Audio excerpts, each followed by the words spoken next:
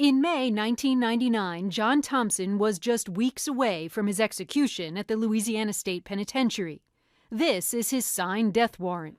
So you may be wondering, what's he doing talking to me at his office in New Orleans? Did you think you were going to die on death row? I know I was going to die on death row. Well, I had nothing else to say, anything else other than that. You know, everybody who was executed, I ain't seen no one was leaving off of death row for sure. How John Thompson survived is complicated to say the least. It would be more than a decade before he learned that the district attorney's office in New Orleans withheld evidence from his defense team that would have kept him from going to prison altogether. His story begins in January 1985, when Thompson was charged with the murder of a white hotel executive. Back then, Thompson was just 22, with 2 children. After Thompson's picture made front-page news, 3 white teenagers came forward accusing him of carjacking them weeks before. So prosecutors charged him with robbery and got a conviction. A month later, they used that carjacking conviction to prove he had a violent history and convince a jury to sentence him to death in the murder case. Now keep in mind, there was no forensic evidence linking Thompson to either crime. No fingerprints on the gun, none of his blood at the scene. And Thompson didn't even match the description of the killer witnesses described. The murder happened December the 6th, 1984.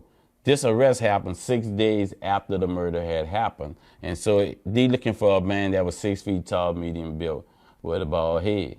Bald head. A bald head. So you have a full head of hair I there. have a 6 big days old after bust. the murder. 6 days after the murder, I got a big On bust. September 1st, 1987, John Thompson landed on Louisiana's death row. He calls what prosecutors did to him attempted murder. You're saying the prosecutors tried to murder you, tried to kill you. Said is the evidence is there. That evidence he's referring to saved his life. It was found just after Thompson's 8th execution date was set. An investigator working for Thompson's defense lawyer discovered that critical evidence had deliberately been hidden from the defense.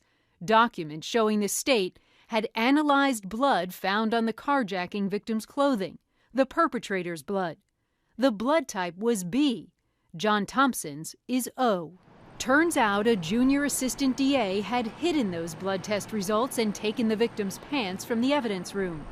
On his deathbed, he'd revealed that bombshell to a fellow prosecutor. That was 5 years before Thompson's team discovered it, and still, nobody said a word. Nick Trenicosta is John Thompson's defense lawyer. How key was that to his freedom? Well, we knew it was going to save his life. After that explosive discovery, the armed robbery conviction was thrown out. Then, in 1999, Thompson was taken off death row. A few years later, his murder conviction was thrown out. At his retrial for the murder, Thompson's lawyers proved prosecutors withheld life-saving evidence, which federal law requires they share. After John Thompson spent 18 years in jail, 14 of them on death row, it took the jury just 35 minutes to acquit. He keeps this photo of one of the prosecutors who sent him to death row. That's Jim Williams posing for Esquire magazine. Look closely. That's a miniature-sized electric chair on Williams' desk, decorated with the faces of 6 African-American men Williams helped send to death row, including John Thompson. 5, that's right, 5 of these men had their convictions overturned. We tried to contact Jim Williams both at his office and by phone, but did not hear back. In 2005, John Thompson sued his prosecutors and the Orleans Parish District Attorney's Office, saying the office hadn't properly trained prosecutors to hand over exculpatory evidence. The jury agreed and awarded Thompson $14 million, $1 million for every year on death row. But in 2011, the U.S. Supreme Court reversed that decision, saying Thompson hadn't proven a pattern of misconduct at the prosecutor's office. The Supreme Court's decision stunned Richard Burke, who believes despite the new district attorney's promises to clean things up, his office in New Orleans was still withholding evidence, more than 2 decades after John Thompson was sent to death row by his predecessor. And Burke says it's part of a pattern. Burke represents Michael Anderson, who was sentenced to die after the 2006 murder of 5 men in an SUV. In January 2010, long after Anderson went to prison, Burke received this videotape from prosecutors.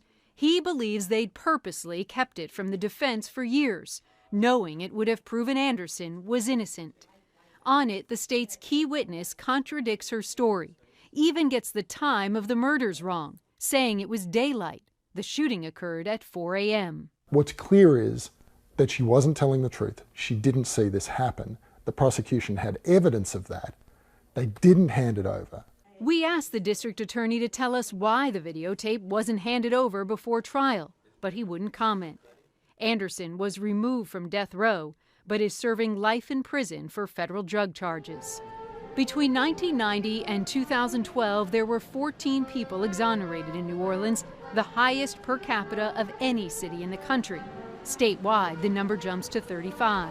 When there is that clear an error rate, just from the cases that other people have discovered, I think it's absolutely incumbent on the prosecutor's office in New Orleans, Louisiana, to go back and review older cases to make sure that the right person is in prison for those crimes.